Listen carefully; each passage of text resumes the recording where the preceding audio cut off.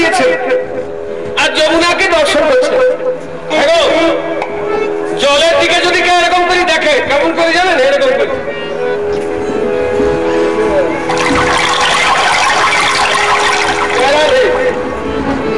কি দেখবে?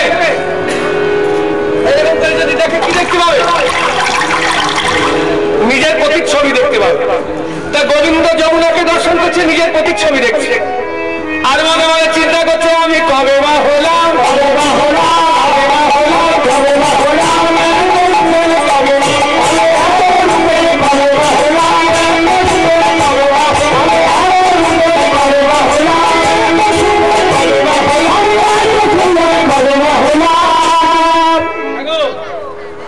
মানুষ কি করলে সুন্দর হয়? আমরা তো সুন্দর হওয়ার জন্য অনেকে অনেক কিছু করি বাবা। হ্যাঁ, ওই কি কি সব লাগাই মায়েরা, সারাদিন ধরে ঘন মজা করে সুন্দর হওয়ার জন্য বাবা। আপনাদের দেশে কি পাওয়া যায় জানি না, আমাদের দেশের মায়েরা বেশি করে লাগায় ফেয়ার এন্ড লাভলি। আপনাদের দেশে ওরকম কিছু হবে আছে? পাওয়া যায়। তা ওইটা লাগালে নাকি সুন্দর হবে, ওকে বেশি করে কিনে নিয়ে আসে, বেশি করে লাগায়। তা ওই ফেয়ার এন্ড লাভলি লাগালে বাইরেটা সুন্দর হবে, ভেতরটাকে সুন্দর করে কোনো প্রোডাক্ট কোনো বিশ্বে বেরিয়েছে? এই বাইরেটাকে সুন্দর করলে তাকে সুন্দর বলে না, ভেতরটাকে সুন্দর করতে হবে। তবে ভেতরটা সুন্দর হওয়ার মতো প্রোডাক্ট এখনো বেরিয়েছে, আবিষ্কার হয়েছে? আমাদের কাছে আছে সেই প্রোডাক্ট। ভেতরটা সুন্দর হবে কিসে? একমাত্র কৃষ্ণ কথা শ্রবণে। এই আপনারা যা করতে বসেছেন না, এটা শুনলেই ভেতরটা সুন্দর হয়ে যাবে। তা বলে এটা শুনলে কেমন করে সুন্দর হবে? কৃষ্ণ কথা এবং কৃষ্ণের মধ্যে কোনো ভেদ নাই। কৃষ্ণ কথাতেই কৃষ্ণ বিরাজমান। তাহলে কৃষ্ণ কথা কর্ণারম্ভেন ভবিষ্যৎ শরণ ভব সরলহং ভূনতি সবলং কৃষ্ণ সলিলস্য যথাস্ত। যদি কেউ এক সেকেন্ডের জন্য কীর্তন শুনতে এসেছি, এই যে ভগবান তার বিশ্রামস্থল কোথায়? ভক্তের হৃদয় মন্দির। এটা যদি মন্দির হয়, বিশ্বে যত মন্দির আছে সব মন্দিরের একটা দুটো 10টা দরজা আছে। এই হৃদয় মন্দিরের দরজা হচ্ছে দুটি, এই কর্ণদ্বার।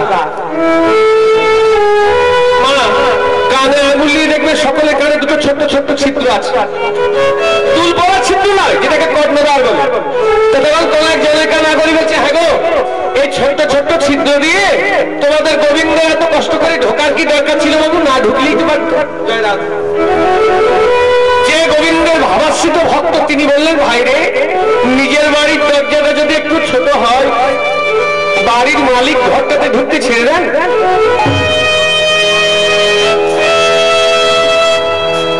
আমি যে কথাগুলো বলছি একটু ভালো করে মোবাইল করলে হবে না, ওটাকে এখন বন্ধ রাখতে হবে। আমরা এত দূর থেকে এত কষ্ট করে এসেছি আপনাদেরকে কিছু কৃষ্ণ কথা শোনাবার লাগে। মোবাইল, গোবিন্দের মোবাইল নম্বর জানেন? আমাদের কাছে আছে, যাওয়ার দিনে দিয়ে যাবো, যদি চুপচাপ বলে বলে শোনেন তবে। ASTD ওপরে, আর আমি মিথ্যে কথা বলিনি, নম্বরটা আছে, যাওয়ার দিনে দিয়ে যাবো। চেষ্টা করে যাবেন, খুব বিজি লাইন, চেষ্টা করে যাবেন, লেগে গেলে গোবিন্দের সঙ্গে কথা হয়ে যাবে। আচ্ছা, নাম্বারটা আমি বলেই দিই, আজ থেকে চেষ্টা করব। নাম্বারটা হচ্ছে 1632, চারটি নাম্বার, 1632। 16 মানে 16 আর 32 মানে 32, 16 নাম 32 অক্ষর। হরে কৃষ্ণ কৃষ্ণ কৃষ্ণ হরে হরে, হরে রাম রাম রাম হরে হরে হরে। এটা হচ্ছে গোবিন্দের মোবাইল নম্বর। চেষ্টা করে যাবেন, লেগে গেলে কথা হয়ে যাবে। জয় রাধে। এখন মোবাইল গুলো একটু সুইচ অফ করে রাখুন। তাহলে কর্ণদ্বার দিয়ে বাবা স্বয়ং ভগবান ভক্তের হৃদয় মন্দিরে প্রবেশ করে। জনকা নাগরী বলছে, হ্যাঁ গো, এই ছোট্ট ছোট্ট ছিদ্র দিয়ে তোমাদের গোবিন্দরা তো কষ্ট করে ঢোকার কি দরকার ছিল বাবু? না ঢুকলেই তো পারত। যেজন গোবিন্দের ভাবাশ্রিত ভক্ত তিনি বললেন, ভাইরে নিজের বাড়ির দরজাটা যদি একটু ছোট হয়, বাড়ির মালিক ঘরটাতে ঢুকতে ছেড়ে দেয়। কারোর বাড়ির দরজা একটু ছোট, মালিক ঘরটা ছেড়ে দিয়ে চলে যান ছোট দরজা বলে। যান না কি করেন, মাথাটা নিয়ে ঢোকেন, তার ঢোকেন কেন? সেটা তো তার নিজের ঘর, এটা গোবিন্দের নিজের বিশ্রামস্থল। তাই করেন কি, শব্দ ব্রহ্মেই না পরিষ্কার শব্দ ব্রহ্মরূপে ভক্তের হৃদয় মন্দিরে প্রবেশ করেন। জলেকা না করি বলছে, হ্যাঁ গো। প্রবেশ করে যখন দেখেন ভক্ত এই হৃদয় মন্দিরটাকে কামনা বাসনারূপ আবর্জনায় নোংরা করে রেখেছে, তখন আবার বেরিয়ে আসেন না? বলে না না, তা আসবে কেন? এরকম বিরাট ঠাকুর কসমিন কালো হবে না। তাহলে কি করেন, সলিলস্য যথাস্বরূপ, অর্থাৎ বর্ষাকালে নদী নালা খাল বিলের জল যেমন সচ্ছল হয়ে যায়, বর্ষা ঋতু যাওয়ার পর শরৎ হেমন্ত আসতে আসতেই যেমন ঋতুর প্রভাবে সেই নদী নালা খাল বিলের জল আপনা আপনি সচ্ছল হয়ে যায়, তেমনি কৃষ্ণ কথা শুনতে শুনতে শুনতে শুনতে ভক্তের যে কামনা বাসনার আবর্জনাটি জমে আছে সেটি গোবিন্দ আমার নিজ গুণে কৃপা করে ধুয়ে মুছে পরিষ্কার করে কি করে যাবে, এই হৃদয়টাকে কি করে যাবে? ও গোবিন্দ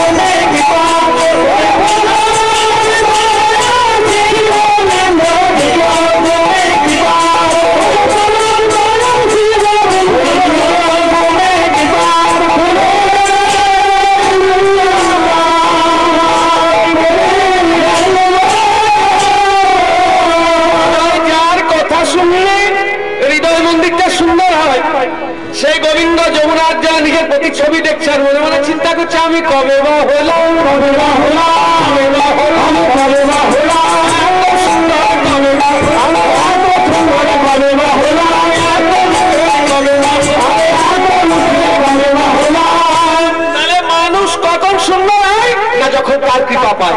তাই গোবিন্দ চিন্তা করতে করতে ঠিক করলেন, ও হো হো, আমি সেই দিন হতে এমনই হলাম,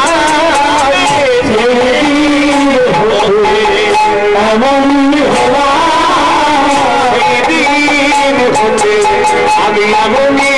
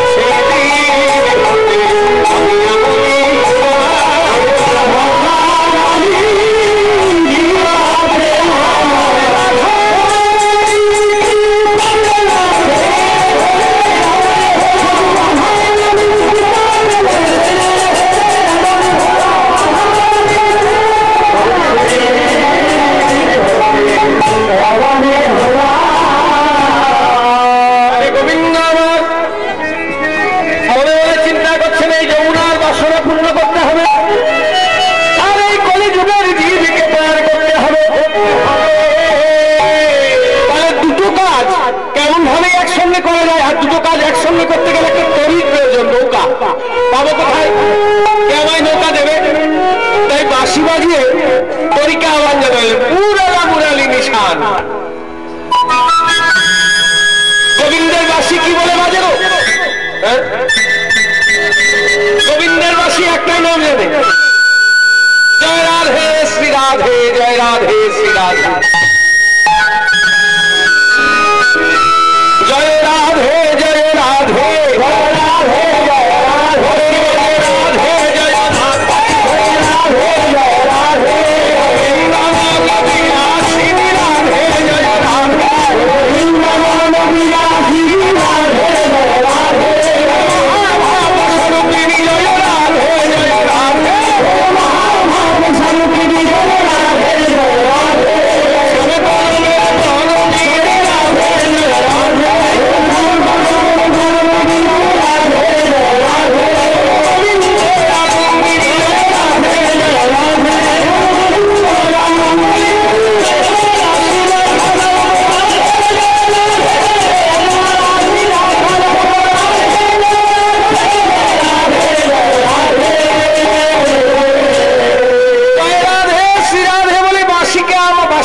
তরিকে আওয়াজ জানিয়েছেন। এমন সময় মা যোগমায়া গোবিন্দের নিকটে এসে উপস্থিত। যোগমায়া গোবিন্দ বৃন্দাবনে আসার আগেই মা যোগমায়াকে পাঠিয়েছিলেন, তৎক্ষণে দেবী বজল ভদ্রে, দেবী তুমি ব্রজে যাও, কি আমার লীলা ক্ষেত্রটি তৈরি করো, পরে আমি গিয়ে সেখানে গিয়ে লীলা করবো। তা মা যোগমায়া যে গোবিন্দের নিকটে এসেছে বলছে, হে গোবিন্দ, তোমার একখানা তরি প্রয়োজন, এক কাজ করো না প্রভু, এ কাজটা ব্রেকের তরি নয়, এখন আমার দেহ, এ দেহ তরি করো,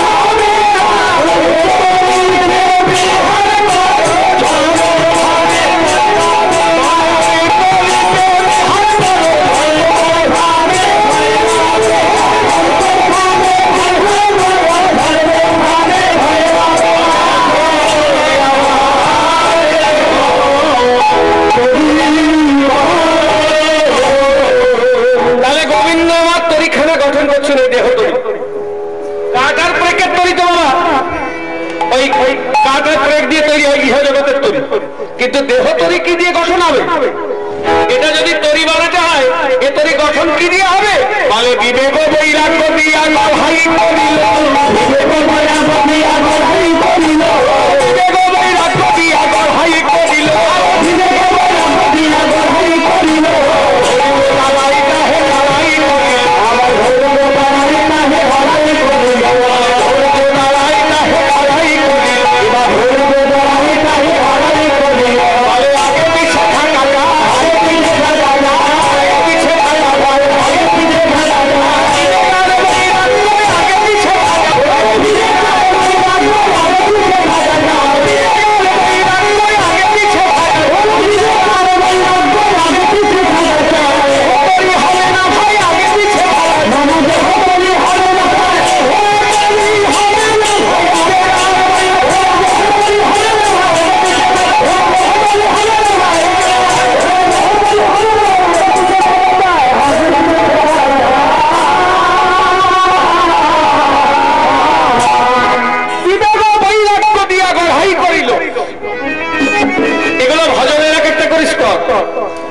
ধৈর্য দ্বারাই তাহে খাড়াই করিল। আগে বিবেক, বিবেক এলে বৈরাগ্য আসবে, বৈরাগ্য এলেই ধৈর্য হবে। আবার কি দিয়ে দর্শন করছে? বলে নববিধা ভক্তি দিয়া নাইতি গুণা কইল, নববিধা ভক্তি দিয়া নাইতি গুণা কইল, নববিধা ভক্তি দিয়া নাইতি গুণা কইল, নববিধা ভক্তি দিয়া নাইতি গুণা কইল।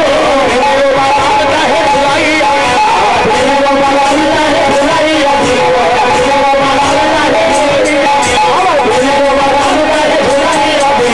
সাধু সঙ্গ তাহে তরিকে মরিল, সাধু সঙ্গ তাহে তরিকে মরিল, সাধু সঙ্গ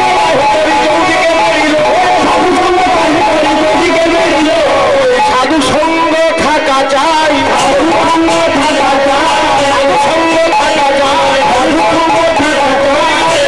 হরি হবে না ভাই সাধু সঙ্গ থাকা চাই, হরি হবে না ভাই সাধু সঙ্গ থাকা চাই, হরি হবে না ভাই সাধু সঙ্গ থাকা চাই, হরি হবে না ভাই সাধু সঙ্গ থাকা চাই। কালী ভজ কালাই ভজ সাধু সঙ্গ থাকা চাই, কালী ভজ কালাই ভজ সাধু সঙ্গ থাকা চাই, ভজ কালাই ভজ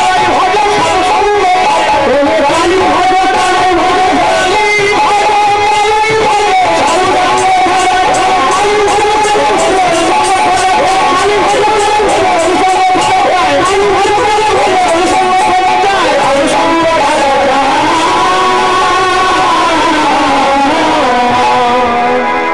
সাধু সঙ্গ তাহে তরি চৌদিকে বেরিল। সাধু সঙ্গ কাকে বলে? এ হরি ভজন করতে গেলে সাধু সঙ্গ চাই। সাধু সঙ্গ, সাধু সঙ্গ সর্বশাস্ত্রে কয়। আর লবমাত্র সাধু সঙ্গ কৃষ্ণ প্রাপ্তি হয়। সাধু সঙ্গের কত শক্তি হয় মা। সাধু সঙ্গ কাকে বলে? এই যে আমরা একত্রিত হয়ে সাধু হয়ে বেরিয়ে যাওয়া তাকে সাধু সঙ্গ বলে? সবাই যদি সাধু হয়ে বেরিয়ে যাবে সাধু সঙ্গ বলবে? সাধু সঙ্গ, সাধু সঙ্গ সর্বশাস্ত্রে কয় লবমাত্র সাধু সঙ্গ কৃষ্ণ প্রাপ্তি হবে। কৃষ্ণ প্রাপ্তি কার না বাসনের হয় যে আমার কৃষ্ণ প্রাপ্তি হোক, আমার ঈশ্বরের প্রাপ্তি হোক, আমি যেন ভগবানের দেখা পাই, আমি যেন আল্লাহর দেখা পাই। কার বাসনে না হয়? সবারই বাসনা। তাহলে সাধু সঙ্গ করলে যদি ভগবানের দেখা পাওয়া যায়, সব সাধু হয়ে বেরিয়ে গেলে চলবে? সাধু বাবাদের পেছন পেছন ঘুরে বেড়ালে তাকে কি সাধু সঙ্গ বলে? কালো না। এই যে আমরা একত্রিত হই আজকে কৃষ্ণ কথা ভাগবত কথা শ্রবণ করছি, এটা কলিযুগের সব থেকে বড় সাধু সঙ্গ। এই যে আপনারা সকলে এসে এই রাত্রিতে বসে বসে কৃষ্ণ কথা ভাগবত কথা শ্রবণ করছেন, এর থেকে বড় সঙ্গ কলিযুগের সাধু সঙ্গ আর নাই। আর যেখানে গোবিন্দের নাম হয় সেখানে গোবিন্দ বিরাজমান।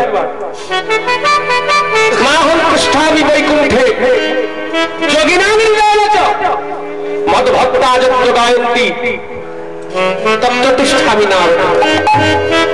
আমি কোনো মন্দিরে থাকি না, কোনো মসজিদে থাকি না, আমি কোনো চার্চে থাকি না, কোনো গুরুদুয়ারায় থাকি না। যেখানে আমার ভক্তরা আমার গুণগান করেন আমি সেখানে বিরাজমান।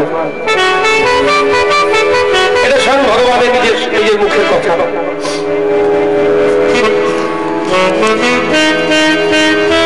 যেখানে নাম হয় সেখানে ভগবান যে বিরাজমানটার প্রমাণ কোথায়? তুলসীদাস। তুলসীদাস জাতিতে খুব ছোট জাতি ছিল। জাতিতে ছিল মুচি, রাম নাম করত আর মনের আনন্দে থাকত। আর প্রত্যেকদিন সকালবেলা, এখনকার দিনে ল্যাট্রিন বাথরুম হয়েছে, আগেকার দিনে তো ছিল না। ওই মাঠে যেতে হতো সকাল সকাল, একটা পাত্রে জল নিয়ে ওই দূরে মাঠে শৌচকার্যে যেতে হতো। তুলসীদাসজি প্রত্যেকদিন অতি প্রভাতে এক নির্জন জায়গায় একটা পাত্রে করে জল নিয়ে শৌচকার্যে যেতেন। আর শৌচকার্য করার পর যে জলটা বেঁচে যেত সেটা প্রত্যেকদিন একটা গাছের গোড়ায় দিয়ে চলে আসতেন। যে গাছটিতে দিয়ে আসতো সে গাছটিতে একটা প্রেত বাস করতো, প্রেত। তুলসীদাস রাম ভক্ত, রাম নাম করে, সেই গাছটিতে একটা প্রেত বাস করতো, প্রেত। হঠাৎ হয়েছে কি আজকে প্রেতের খুব পিপাসা পেয়েছে, চিৎকার জল জল বলে চিৎকার করছে। কিন্তু প্রেতের কথা কে শুনবে? নির্জন জায়গায় কে করলে? কোথাও যাই না করে দিব। সারাদিন জল জল জল বলে চিৎকার করেছে, কেউ আর জল দিতে যায়নি। সারা রাত চিৎকার করেছে, প্রভাত হতে চলেছে, প্রেতের প্রাণ বেরিয়ে যাবে এরকম অবস্থা।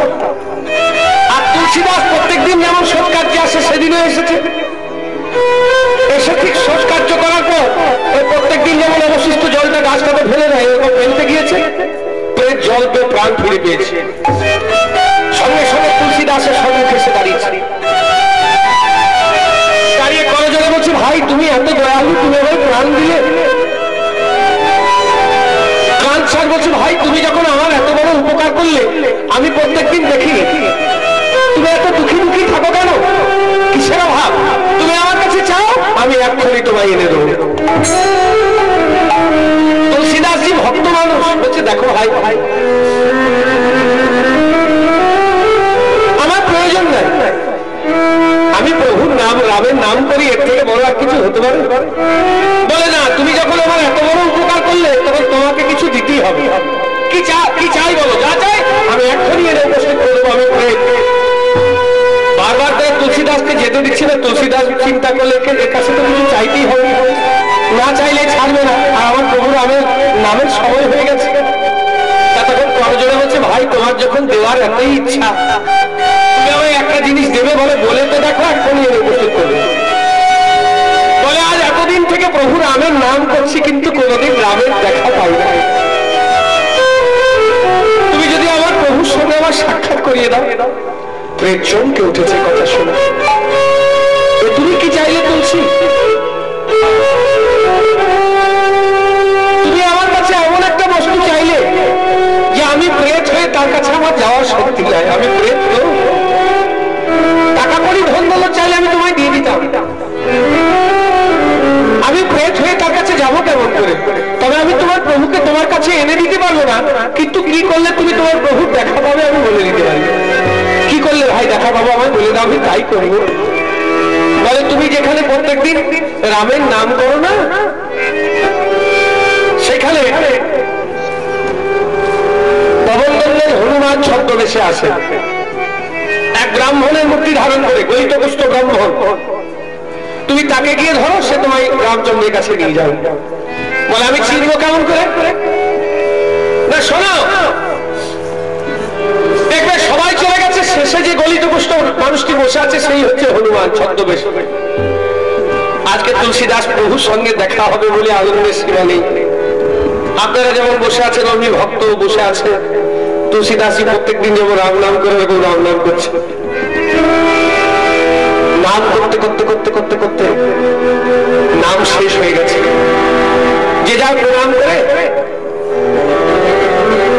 যার যা দক্ষিণা দিয়ে যে যার চলে গিয়েছে। এবার চলে যাওয়ার পর তুলসীদাসী চিন্তা করছে, প্রেত তো আমায় বললো, কোথায় পবন নন্দন হনুমান? এদিক ওদিক চাইছে, দেখছে এক জোড়া চিহ্ন গলিত পুষ্প রোগগ্রস্ত এক ব্রাহ্মণ বসে আছে। তুলসীদাসী চিন্তা করছে, এই হনুমান হবে, ওই যে বলেছিল। সঙ্গে সঙ্গে তুলসীদাসী ছুটোছুটি করতে করতে গিয়ে সেই ব্রাহ্মণের দুটি চরণে জড়িয়ে ধরেছে। ব্রাহ্মণটি বলছে, গো তুলসীদাস, তুমি ভক্ত মানুষ, তুমি আমার চরণে ধরলে কেন? আমার ছবি না, এ রোগ তোমায় ধরবে। বলো গো, কেন তুমি আমার সঙ্গে ছলনা করো? আমি জানি কে তুমি। কি জানো আমি কে বলো তো? বলে তুমি হলে অন্য কেউ না, পবননন্দন হনুমান। স্বয়ং হনুমানজি প্রকট হয়েছেন। তুলসীদাসজিকে বলছে, তুমি আমার চিনলে কেমন করে? কাঁদছো কেন? তুমি আমার প্রভুর নাম করো, এরকম করে কাঁদতে আছে। বলো গো, আমি তোমার প্রভুর নাম করি, কিন্তু প্রভুর আজ পর্যন্ত দেখা পাই নাই। কৃপা করে তুমি একবার কি আমায় দর্শন করিয়ে দাও। ও এই কথা, তুমি আমার প্রভুর ভক্ত, এত সুন্দর নাম করো, দেখা করার প্রয়োজন। বেশ, এই আমার কাঁধে বসে ভগবান তুলসীদাসজিকে কাঁধে বস করেছে। জয় শ্রীরাম। পবনের বেগে নিয়ে চলে গেছে। যেখানে বসে বসে যেখানে নাম করছিলেন তার একটু দূরেই দেখছে রামচন্দ্র, লক্ষ্মণ, সীতা তিনজনে বসে আছে। তুলসীদাসের সাক্ষাৎ রামের সঙ্গে দেখা হবে। বলে, তুলসীদাস, তুমি এত কষ্ট করে আমার সঙ্গে সাক্ষাতের জন্য এসছো, কিন্তু আমি তোমার দর্শনে যাই, তুমি যদি প্রত্যেকদিন নাম করো না, সেখানে আমি প্রত্যেকদিন উপস্থিত থাকি, তুমি আমায় চেনো না, তাই বুঝতে পারবে। কৃপা করলেন তুলসীদাসজিকে। এটা তো হলো দৃষ্টান্ত। সিদ্ধান্ত কি না, যেখানে তুলসীদাস রাম নাম করতেন সেখানে স্বয়ং ভগবান নিজে বলেন সেখানে আমি উপস্থিত থাকতাম ছদ্মবেশে, তুমি আমায় চিনতে পারতে না। তা যেখানে গোবিন্দের নাম হয় সেখানে গোবিন্দ ছদ্মবেশে বসতেন। আজকে আপনাদের এই আঙিনায় গোবিন্দের নাম হচ্ছে, এখানে গোবিন্দ ছদ্মবেশে যদি থাকেন এই অধম। জয় রাধা আমাদের চেনার শক্তি নাই, তাই চিনতে পারি। তাই আজকে ধৈর্য থাকা চাই, নববিধা ভক্তি সাধু সঙ্গ, তাহলে এই কৃষ্ণের দেখা পাওয়া যাবে, কৃষ্ণ কৃপা পাওয়া যাবে। সাধুদের সঙ্গ করলে তবে, সাধু সঙ্গ এই তুলসীদাসজি হনুমানজির সঙ্গ করলে তবে রামের কৃপা পেল। তেমনি যদি আপনারা কলিযুগে এরকম সাধু সঙ্গ করেন তাহলে গোবিন্দের কৃপা অবশ্যই পাবেন। তাই সাধু সঙ্গটা হেতরি চৌদিকে মেরিল, সাধু সঙ্গ থাকা যায়,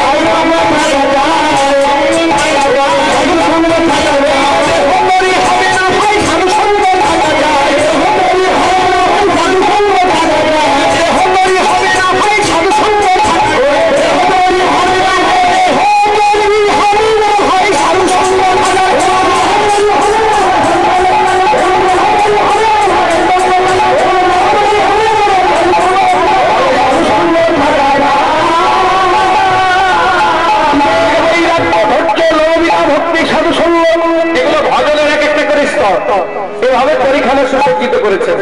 এটা অন্তর্জগতের কথা। আর আমরা কি করি, আমরা কি বলি, কেমন ভাবে গোবিন্দ পরীক্ষাটা সজ্জিত করেছে। সিজিল তরণী খানি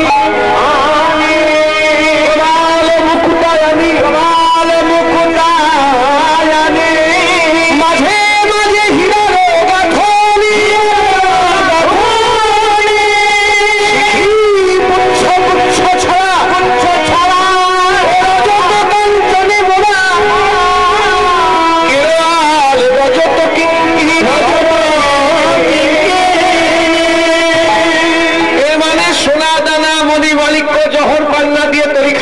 সুসজ্জিত করেছেন গোবিন্দ, বাঁশি বাজিয়েছেন। এদিকে বৃন্দাবনে বাঁশি বেজেছে আর এদিকে মা যমুনার পরীক্ষানা গঠন করে রেখেছেন। এটা বৃন্দাবন, এখানে বাঁশি বেজেছে, জয় রাধে শ্রী রাধে বলে বাঁশি বেজেছে। বাঁশি কে কি রূপে শুনলো না, যার যেমন ভাব তার তেমনি লাভ, যার যেমন মতি তার তেমনি শুনি, যার যেমন কান সে তেমনি শোনে। মা যশোদা কি রূপে বাঁশি শুনেছে, মা যশোদা শোনে বাঁশি বলে দেননি দেননি, মা যশোদা শোনে বাঁশি দেননি দেননি, মা যশোদা শোনে বাঁশি বাজে দেননি দেননি, মা যশোদা শোনে বাঁশি দেননি দেননি, দেননি দেননি, দেননি দেননি, দেননি দে মা নন্দরা, দেননি দে মা নন্দরা, কঠোর জ্বালা সইতে নারী ননি দে মা নন্দরা,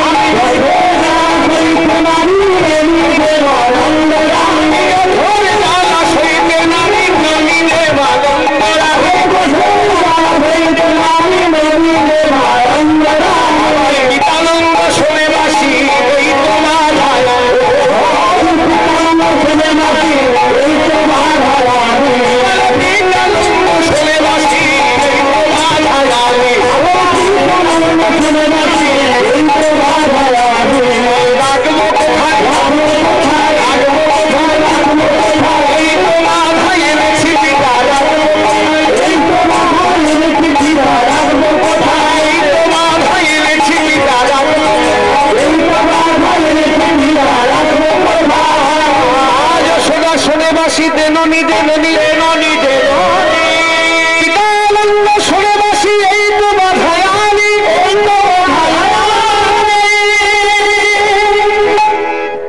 এখানে যে এত ভক্ত কীর্তন শুনতে এসেছি, সবাই এক মনোভাব নিয়ে এসেছি,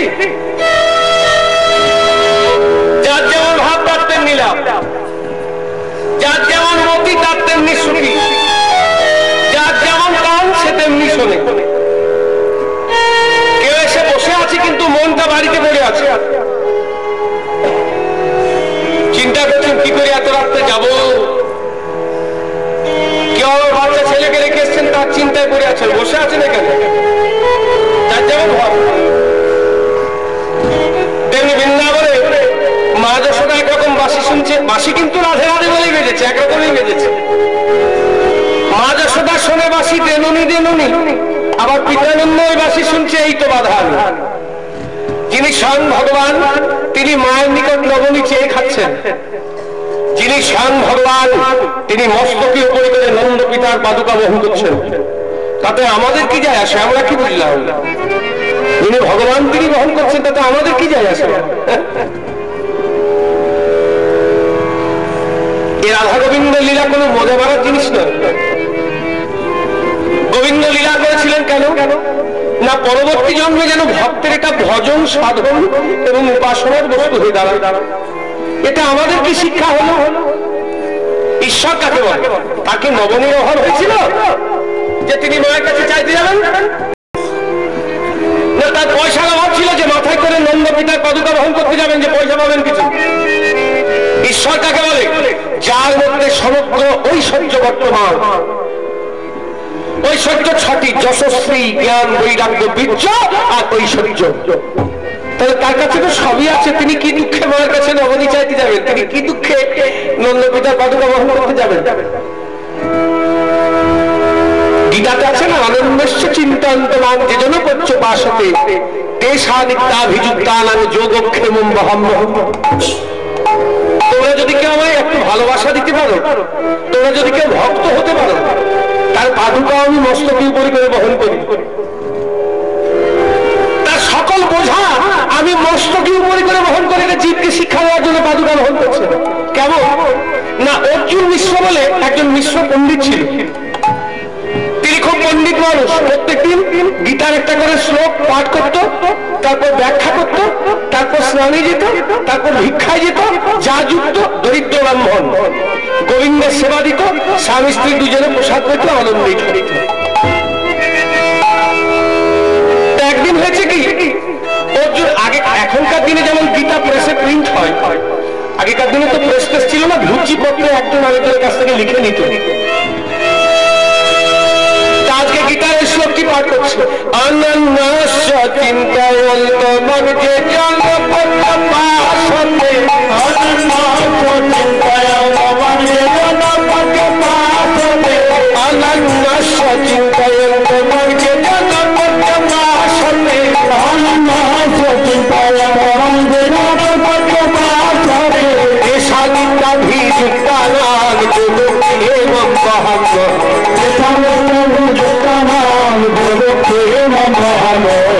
ভক্তের বোঝা ভগবান বহে, ভক্তের বোঝা ভগবান বহে, ভক্তাধীর শ্রী গোবিন্দ ভক্তের বোঝা ভগবান বহে, ভক্তাধীর শ্রী গোবিন্দ ভক্তের বোঝা ভগবান বহে।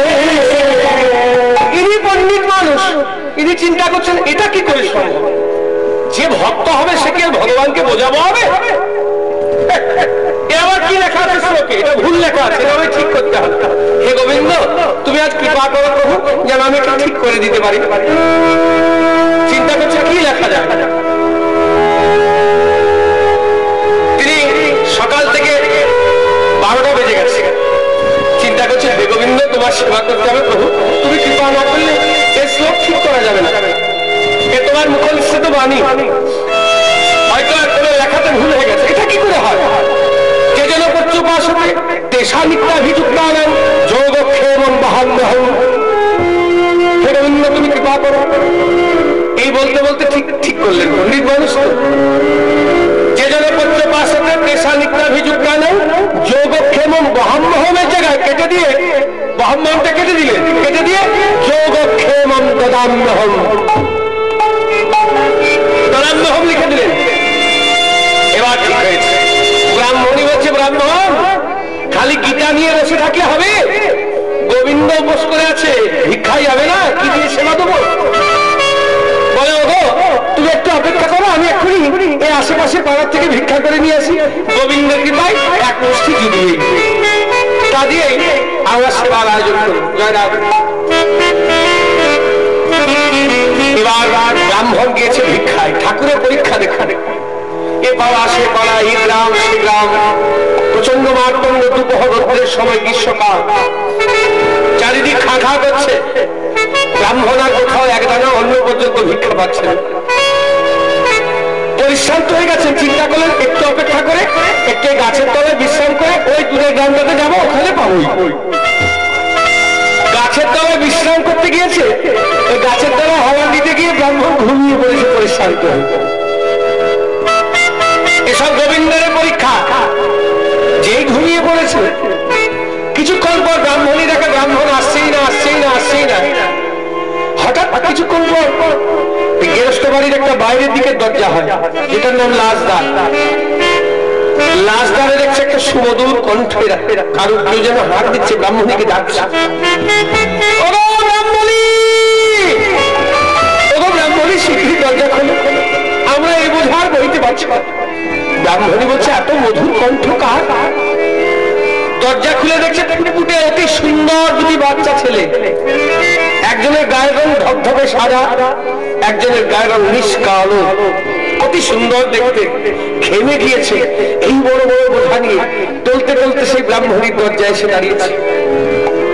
ব্রাহ্মণী বলছে আহা, এই সুন্দর সুন্দর ছেলের মাথায় এত বড় বড় বোঝা কে চাপিয়েছে? তার মনে কে একটু দয়া মায়া নাই? তোদের মতো ছেলের মাথায় এত বড় বড় বোঝা চাপাতে পারে? বলে ব্রাহ্মণী শিগগিরই নামাও, এ বোঝা আর বইতে পারছি না, এ অন্য কেউ চাপায়নি, তোমার ওই ব্রাহ্মণটি আমাদের মাথায় চাপিয়ে দিয়েছে। ব্রাহ্মণী চমকে উঠেছে, সে কি করবে? আমরা তো পণ্ডিত বলে জানতাম, ব্রাহ্মণকে মুখের মতো কাজ করেছে। নামা বাবা নামা, এই বলে জিনিসগুলো নামিয়ে দিয়েছে। এত এত জিনিস হয়েছে যে ব্রাহ্মণীর ভাঙা ঘরে রাখার জায়গা নেই। ব্রাহ্মণী নিজের বসন অঞ্চল দিয়ে মুখ মুছিয়ে দিচ্ছে, আর নয়নের জলে তার মুখ মুখ যেন ভেসে যায়। বলছে আরে এত এত জিনিস পেল কোথার থেকে? ব্রাহ্মণ বলে মা গো, আজকে রাজবাড়িতে ভিক্ষা করতে গিয়েছিল, যা পেয়েছে সব জোর করে আমাদের মাথায় চাপিয়ে দিয়ে বলছে শীঘ্রই আমার বাড়িতে রেখে আয়, আর যাবি আর আসবি। ও মা, আমরা এবার আসি কেমন? আমাদের কাজ হয়ে গেছে, এবার আসি কেমন? বলে হ্যাঁ রে, তোরাই ছোট্ট ছোট্ট ছেলে, এই এত সুন্দর সুন্দর ফুটফুটে ছেলে, এত জিনিস বয়ে এনে দিয়েছিস আমার বাড়ির জন্য, এরকম না পোশাক পেয়ে চলে যাবি? না, রন্ধনশালায় রান্না করি, গোবিন্দের ভোগ নিবেদন করি, প্রসাদ না পেয়ে আমার বাড়ি থেকে যাবি। বলে মা গো, দেরি করে গেলে যদি ব্রাহ্মণ মারে বলেছে যাবি আর আসবি। ব্রাহ্মণী কাল ছাড় বলছে তোদের মতো ছেলেকে মারতে ওই ব্রাহ্মণের হাত উঠবে? বলে উঠবে মানে মা উঠেছে। বলে সে কি রে? কালো মতো ছেলেটা বলছে হ্যাঁ মা বিশ্বাস করো। তবে নিজের বুকটা খুলে দেখাচ্ছে কালো মতো ছেলে, একটি আঁচড়ের দাগ, আর তাতে রক্ত ঝরে ঝরে পড়েছে। ব্রাহ্মণী কাল ছাড় বলছে তুই কি দেখালে? ব্রাহ্মণ পণ্ডিত মানুষ বলে জানতাম, পণ্ডিত হয়ে মূর্খের মতো কাজ করেছে, তোর মতো ছেলেকে মেরেছে আসল ব্রাহ্মণ, এলে উচিত শিক্ষা দেবো। বলে মা, আমরা আজকের মতো আসি, অন্যদিন এসে তোমার বাড়িতে প্রসাদ পেয়ে যাবে। এই বলে কাঁদতে কাঁদতে সেই ছোট্ট ছোট্ট ছেলে দুটো চলে গেল। ব্রাহ্মণের গোবিন্দ রান্না করলেন, ভোগ নিবেদন করলেন, এবার ব্রাহ্মণের অপেক্ষা করছে। এদিকে যখন ব্রাহ্মণের ঘুম ভেঙেছে তখন বেলা প্রায় যায়, উঠেই দেখছে জয় রাধে, এত দেরি হয়ে গেল। তোমার আমার গোবিন্দ বসলে উত্তর শ্বাসে ছুটতে ছুটতে চলে আসছে, এসে দেখছে বাইরের দরজায় ব্রাহ্মণের অপেক্ষা করছে। ব্রাহ্মণী বলছে এত দেরি করলে যে? কখন ভোগ লাগিয়ে বসে আছি, তোমার জন্য আমি উপোস করে বসে আছি। ভোগ লাগিয়েছ?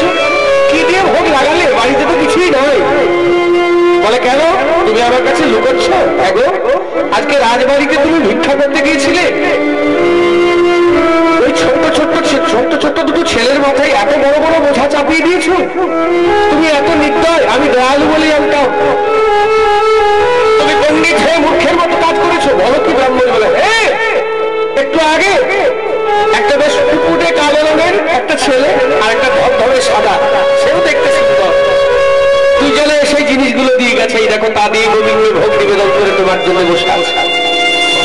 আর বললো এত বড় বড় বোঝা আমরা বইতে পারছিলাম না, তা ব্রাহ্মণ জোর করে চাপিয়ে দিয়েছে। ব্রাহ্মণে পণ্ডিত মানুষ চমকে উঠেছে, অঝর ঝরে কাঁদছে। কি হলো, কাঁদছো কেন? ভুল কাজ করেছো বলে কাঁদছো? বলে না ব্রাহ্মণী আমি সেজন্য কাঁদি না, আমার বড় অপরাধ হয়ে গেছে। কিসের অপরাধ? বলে গীতাকে আমার স্বীকৃতি দাও। আমার গীতা নিয়ে কি করবো? বলে স্বীকৃতি দাও বলছি। এবার গীতাটি নিয়ে যে জায়গাটিতে কেটে দোদাল মোহন করে দিয়েছিল সেটি আবার কেটে দিয়ে যা লেখা ছিল তাই লিখে দিলেন, যে জন্য পচ্চ পাশ হতে তেষা লিপ্তাভিযুক্তানাং যোগক্ষেমং বহন। ব্রাহ্মণ পণ্ডিত মানুষ কি বুঝলেন না, গীতায় আচর দেওয়া মানে অন্য কিছুতে নয়, গীতাকে অন্য কিছু নয়, গীতা হচ্ছে গোবিন্দের বক্ষদ্বয়। গীতায় আচর দেওয়া মানে গোবিন্দের বক্ষদ্বয় আচর দেওয়া। আর গোবিন্দ আমার ভক্তের বোঝা মস্তকি উপরি করে বহন করে দেখিয়ে দিলেন, হেজি তোমরা যদি কেউ আমার একটু ভালোবাসতে পারো তার বোঝা আমি মস্তকি উপরে করে বহন করি, যার জন্য তিনি ভক্তাধীন ভগবান। তাই মা যশোদা বড় ভক্ত, পিতানন্দ সব থেকে বড় ভক্ত। তারা বাঁশি শুনছে, ওরে পিতানন্দ শোনে বাঁশি এই তো বাধা, পিতানন্দ শোনে বাঁশি এই তো বাধা, আবার সখাগণ শোনে বাঁশি ওরে আর বেলা নাই, সখাগণ শোনে বাঁশি আর বেলা নাই, সখাগণ শোনে বাঁশি ওরে আর বেলা নাই, সখাগণ শোনে বাঁশি আর বেলা নাই, আর বেলা নাই ঘরে চলো, আর বেলা নাই ঘরে চলো ভাই, আর বেলা নাই ঘরে চলো, আর বেলা নাই ঘরে চলো ভাই, বেলাই বেলাই ঘরে চলো ভাই, আর বেলা নাই ঘরে চলো, বেলাই বেলাই ঘরে চলো ভাই, আর বেলা নাই ঘরে চলো, বেলাই বেলাই ঘরে চলো ভাই, আর বেলা নাই ঘরে চলো, বেলাই বেলাই ঘরে চলো ভাই, আর বেলা নাই ঘরে চলো, ওই তো রবি দুবু দুবু, ওই তো রবি দুবু দুবু, ওই তো রবি দুবু দুবু, ওই তো রবি দুবু দুবু, বেলাই বেলাই ঘরে চলো ভাই, ওই তো রবি দুবু দুবু, বেলাই বেলাই ঘরে চলো ভাই, ওই তো রবি দুবু দুবু, বেলাই বেলাই ঘরে চলো ভাই, ওই তো রবি দুবু দুবু, বেলাই বেলাই ঘরে চলো ভাই, ওই তো রবি দুবু দুবু। এইগুলো মা বাহ্যিক জগতের কথা। বৈষ্ণব সিদ্ধান্তে কি বলছে? আমাদের জীবন রবি দুবু দুবু, জীবন রবি দুবু দুবু, জীবন রবি দুবু দুবু, জীবন রবি দুবু দুবু, বিশ্বাসে আর বিশ্বাস নাই, জীবন রবি দুবু দুবু, বিশ্বাসে আর বিশ্বাস নাই, জীবন রবি দুবু দুবু, বিশ্বাসে আর বিশ্বাস নাই, জীবন রবি দুবু দুবু, বিশ্বাসে আর বিশ্বাস নাই, সবাই থাকতে হরি বলো ভাই, বিশ্বাসে আর বিশ্বাস সবাই থাকতে হরি বলো ভাই, নিঃশ্বাসে আর বিশ্বাস নাই, একবার সময় থাকতে হরি বলো ভালো। অপরাধ দেবেন না, কেউ হরি বল বললো, কেউ বললো না। যারা বললো না তারা মনে মনে চিন্তা করছে বাবা এখন সময় হয় না, যখন হবে তখন বলবো। কখন হবে? এই বাড়িটা ভালো করে বানিয়ে নি, ছেলেটা নিজের পায়ে দাঁড়াতে শিখো, বিবাহযোগ্য কন্যাটি আছে তাকে পাত্রস্থ করে নি, তারপর ভজন সাধন করো, হরিনাম করো। এরকম ঠিক করেছে। যেদিন ঠিক করলেন সেদিনই সন্ধ্যাবেলায় বুকটা একটু ব্যথা করতে আরম্ভ করলো। ছেলেকে বলছে খোকা ডাক্তারবাবুকে ডেকে নিয়ে আইতে। বাবার শরীর খারাপ, ছেলে ডাক্তারবাবুকে ডাকতে গেছে। ছুটোছুটি করতে করতে ডাক্তারবাবু এসেছে, এসে প্রথমেই নাড়ি ধরে দেখছে। নাড়ি ধরে বলছে মনে করি আমি আসার 5 মিনিট আগে উনি রাধে রাধে স্ট্রোক হয়েছিল গো, সব করে দিলে। স্ত্রী কাঁদছে, গো তুমি আমায় ভাসিয়ে দিলে, আমায় ডুবিয়ে দিলে, আমি এখন কি করবো, কোথায় যাবো? বিবাহযোগ্য কন্যাটি কাছে, বাবা তুমি আমায় পাত্রস্থ না করে দিয়ে চলে গেলে।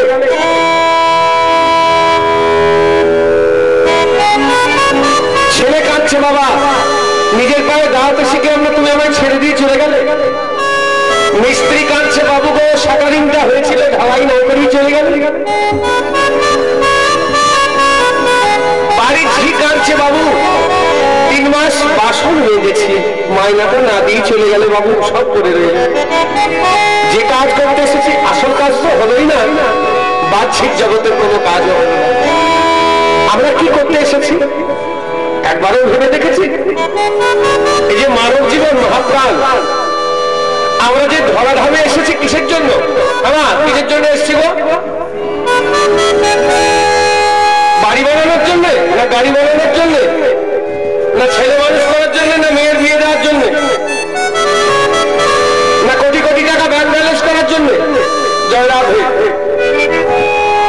যখন মাতৃ জঠরে ছিলাম, মাথাটাকে নিচু দিকে করে, পা দুটোকে উপর দিকে করে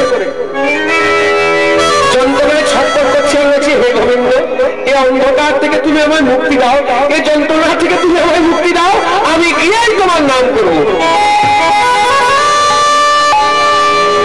গোবিন্দের কৃপায় ভূমিষ্ঠ হলাম।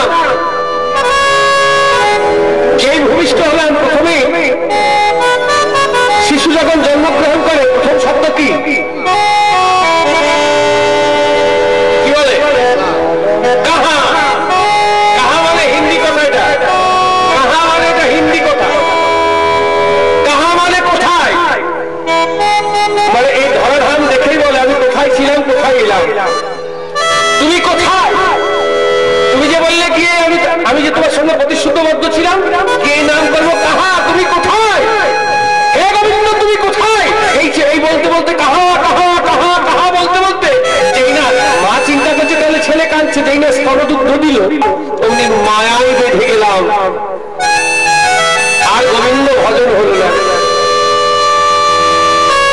মা জন্মার মায়ায় বেঁধে গেলাম। বাবা, তা আসল কাজটা হলো না, বাকি সব কাজ হলো। তারপর এরকম চিন্তা করতে আরম্ভ করলাম, চিন্তা করতে শিখলাম যে 40-50 তারপর ভজন সাধন করবো। এই করতে করতে কলিযুগের জীবের পরমায়ু কতদিন বাঁচে? কলিযুগের জীব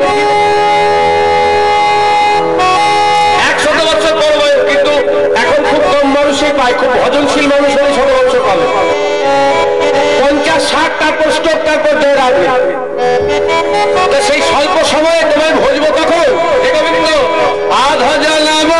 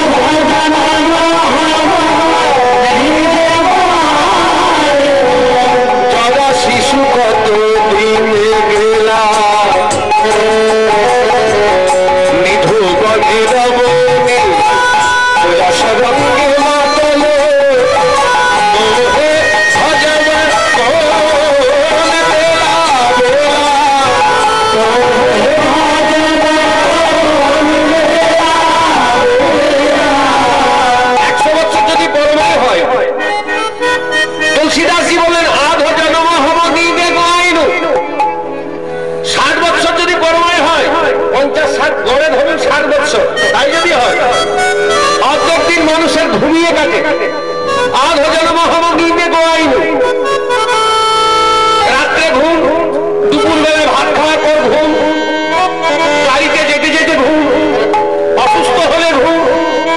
এই ঘুমে অর্ধেক দিন কাটে, বাকি থাকলো অর্ধেক। 60 বছরে অর্ধেক কত? 30 বছর। 30 বছর ঘুমিয়ে যাবে, বাকি থাকলো 30টি বছর। এই 30 বছর করলাম কি? জরা শিশু কতদিনে গেলা? জরা মানে ব্যাধিতে যায় 10 বছর, আর শিশুকালে যায় 10 বছর।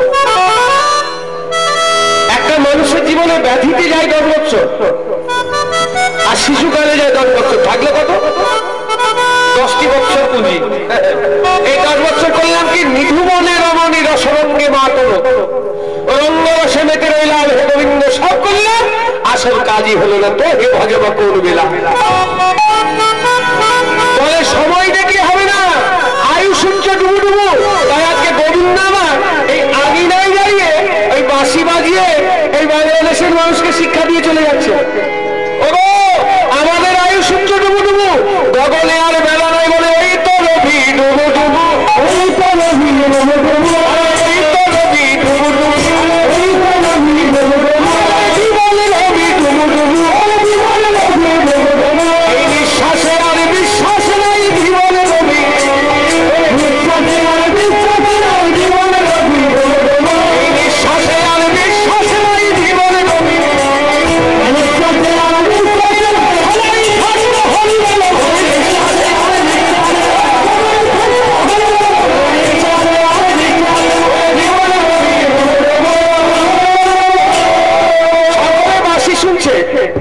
এভাবে বৃন্দাবনে যত নারী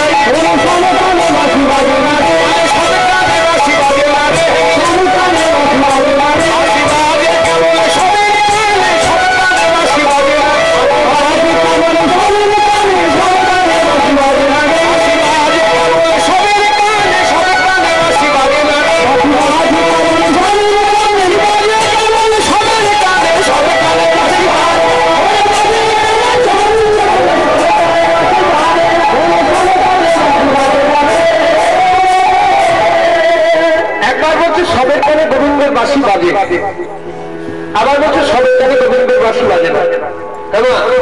কোন সবের কানে গোবিন্দের বাঁশি শুনতে পাওয়া যায় আর কোন সবের কানে শুনতে পাওয়া যায় না গো? দন্তস্বর সব শব্দ হচ্ছে সকলে, সকলের কানে গোবিন্দের বাঁশি শুনতে পাওয়া যায় না। তালিপ্যস্বর সব শব্দ হচ্ছে মরা, যাদের মরার মতো গান সেই কানে গোবিন্দের বাঁশি শুনতে পাওয়া যায়। কথাটি বলতে গিয়ে বোঝা গেল না? যারা নদী ধারে বাস করেন তারা দেখে থাকবেন, এই পদ্মার ধারে যারা বাস করেন তারা দেখে থাকবেন। দেখবেন এই পদ্মার মধ্যে হয়তো মরা ভাসতে ভাসতে চলেছে বা কোনো নদীর বক্ষ দিয়ে ভাসতে ভাসতে চলেছে। মোড়াটি চলেছে কোথায়? স্রোতের কানে আপন মনে নীল জলে সেই মহাসাগরে মিলিত হওয়ার লাগে মোড়াটি ভাসতে ভাসতে চলেছে। এবার নদীর এক পাশে কুকুরের দল, অপর পাশে শৃগালের দল। কুকুরের ভক্ষ বস্তু মরা, আবার শৃগালেরও ভক্ষ বস্তু মরা। তা সেই কুকুরের দল মোড়াটিকে ধরবার জন্য ছুটি করতে করতে করতে করতে গিয়ে গঙ্গার পক্ষে গিয়ে লাফিয়ে পড়ছে। আবার শৃগালের দল মোড়াটিকে ধরবার জন্য ছুটি করতে করতে করতে করতে গিয়ে গঙ্গার পক্ষে গিয়ে লাফিয়ে পড়ছে। তারা কিন্তু কেউ মোড়াটিকে ধরতে পারছে না বাবা, তখন আন কথাই কুকথাই গালাগালি দিচ্ছে। হ্যালো, মোড়াকে যদি কেউ গালাগালি দেয় তাতে মোড়ার কিছু যায় আসে না? যদি কোন মোড়াকে কেউ গালাগালি দেয় তাতে মোড়ার কিছু যায় আসে? কিছু যায় আসে না। ইহ জগৎ ঠিক তেমনি, যদি কোন শহীদ ভক্ত